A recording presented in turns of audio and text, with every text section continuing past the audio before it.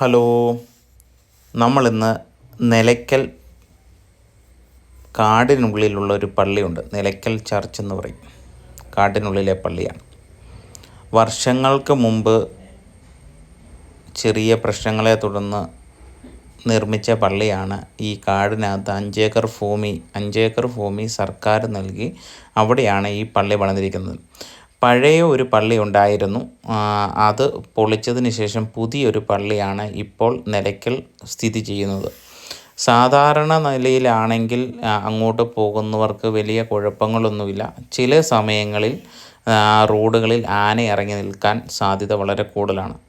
പിന്നെ മഴയോ കാറ്റോ അങ്ങനെയുള്ള സമയത്ത് ഇതിനുള്ളിലൂടെ യാത്ര ചെയ്യാതിരിക്കുന്നതാണ് വ്യക്തിപരമായിട്ടും ആരോഗ്യപരമായിട്ടും വളരെ നല്ലത്. കാരണം ഒന്ന്, ആന ഇറങ്ങി നിൽക്കാൻ സാധ്യതയുണ്ട്. പിന്നെ കാറ്റും മഴയാണ്.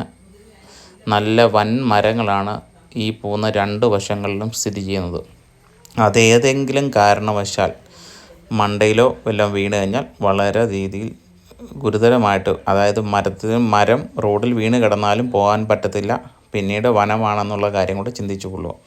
പിന്നെ ആളുകൾക്ക് സ്വസ്ഥമായിട്ട് പോയിരുന്ന് പ്രാർത്ഥിക്കാനും സ്വസ്ഥമായിട്ട് പോയി ഒന്ന് സന്തോഷപരമായിട്ട് കുറച്ച് കാര്യങ്ങൾ സംസാരിക്കണമെന്നുണ്ടെങ്കിലും അവിടെ പോയിരുന്നാൽ മതി. മൊബൈലുകൾക്ക് വളരെ റേഞ്ച് കുറവാണ്.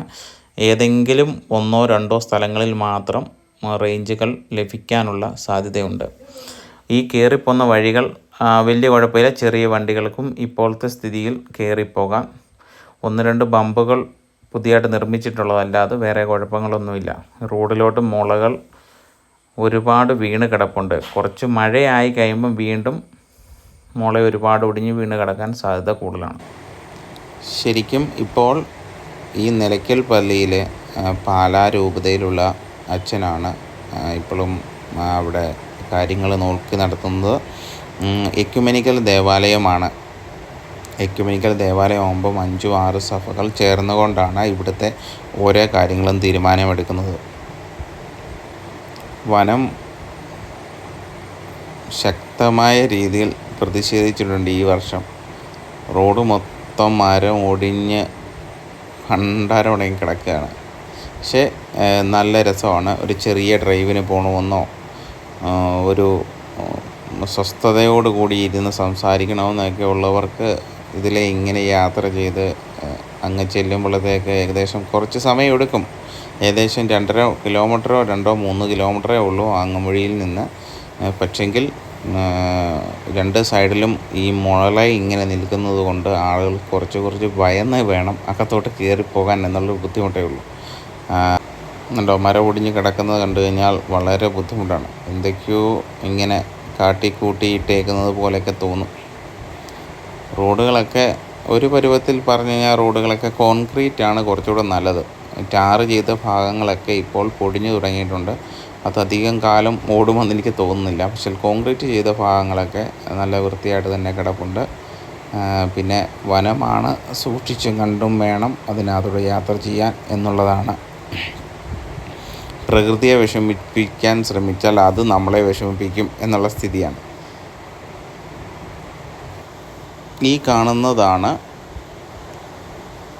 ഇപ്പോഴത്തെ പുതിയ പള്ളി. കയറിപ്പോകുന്ന വഴികൾ കുറച്ച് അങ്ങോട്ട് കയറുന്നിടം മാത്രം കുറച്ച് ശകലം മോശമാണ്, ശകലം. പക്ഷേ കുഴപ്പമില്ല. ഇപ്പം പാർക്കിങ്ങിനൊക്കെ പുതിയ സ്ഥലങ്ങളൊക്കെ വെട്ടിയിട്ടിട്ടുണ്ട്, വൃത്തിയാക്കിയിട്ടുണ്ട്. ഈ വനത്തിനകത്ത് ഇത്രയും കുറേ ബിൽഡിങ്ങും ഇത്രയും ഭംഗിയുള്ള ബിൽഡിങ്ങും ഒരു പള്ളിയും സ്ഥിതി ചെയ്യുന്നുണ്ടെന്ന് ചുരുക്കം ചിലർക്ക് മാത്രമേ അറിയത്തുള്ളൂ. അധികം ആളുകൾക്കൊന്നും വലിയ പരിചയം ഒന്നുമില്ല. നമ്മൾ ഈ കാണുന്നതാണ്. അവിടെ കയറി ചെല്ലുമ്പോൾ തന്നെ ചീവീടുകളെ മുരളിച്ചയാണ് ശരിക്കും കേൾക്കുന്നത്. പിന്നെ ഇപ്പോഴത്തെ കൈക്കാരൻ എന്ന് പറയുന്നത് ബ്ലസണച്ചാനാണ്. പിന്നെ ചില സമയങ്ങളിലൊക്കെ ദേവസ്യാച്ചാനും വന്ന് ഇവിടുത്തെ കാര്യങ്ങളൊക്കെ നോക്കുന്നുണ്ട്. ഇപ്പം കുറച്ച് ദിവസങ്ങളായിട്ട് ഇവിടെ എന്തൊക്കെയോ ഫങ്ഷൻസ് നടക്കുന്നുണ്ട് എന്ന് പറഞ്ഞു. അപ്പം എന്തായാലും ഫങ്ഷൻസ് നടന്നാലും ഇല്ലെങ്കിലും ആ പരിസരം എല്ലാം നല്ല വൃത്തിയായിട്ട് തന്നെ അവർ മെയിൻറ്റെയിൻ ചെയ്യുന്നതാണ്. പിന്നെ ആന വന്ന് അവിടെ നിന്ന് തെങ്ങുകളൊക്കെ എടുത്തു എന്നുള്ള വിഷമങ്ങൾ പറയുന്നുണ്ട്. കഴിഞ്ഞ പ്രാവശ്യത്തെ പോലല്ല, ഈ പ്രാവശ്യം മാവിൻ്റെ മൊത്തം തൊലി ഉരിച്ച് തിന്നിട്ടുണ്ട്. മാങ്ങ ഒറ്റയൊരെണ്ണം പോലും മിറ്റത്തില്ല.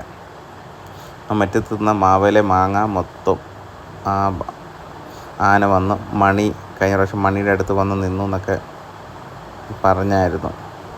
പിന്നെ അതെല്ലാം തെങ്ങയിലെല്ലാം മുളുവേലി വെച്ചിരിക്കുകയാണ് മലയെണ്ണാൻ കയറാതിരിക്കാൻ വേണ്ടി. നമ്മുടെ വീഡിയോ ഇവിടെ വെച്ച് അവസാനിക്കുകയാണ്. ഇനിയും കാണുന്നവരെ എല്ലാവർക്കും ഒരു ശുഭദിനവും ആശംസിക്കുന്നു.